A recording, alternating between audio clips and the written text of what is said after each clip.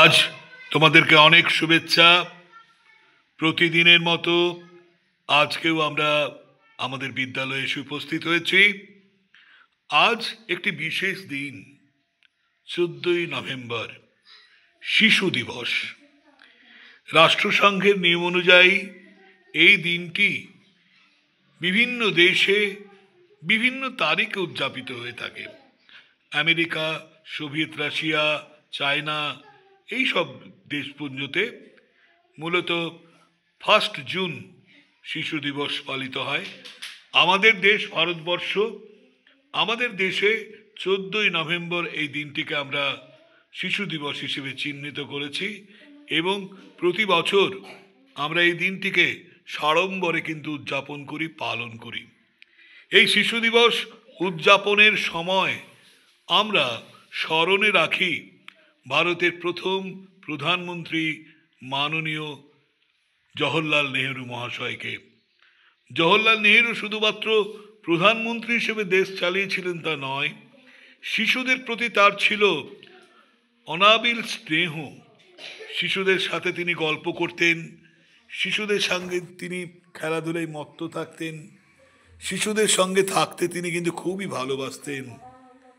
শুধু প্রধানমন্ত্রী হিসেবে দেশের কাজ করা নয়, শিশুদের উন্নতির স্বার্থে, শিশুদের সামাজিক সুরক্ষার স্বার্থে তিনি অনেক কাজ করেছিলেন।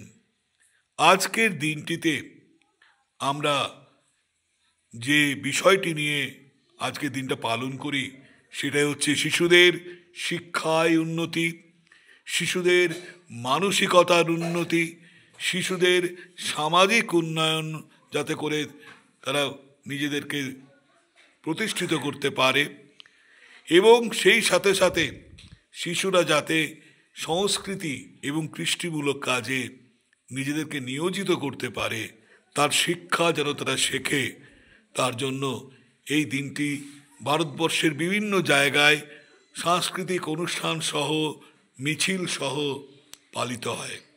তোমাদের আজ আরাজি দেরওয়ালা প্রাথমিক বিদ্যালয়ে অনেক শুভেচ্ছা।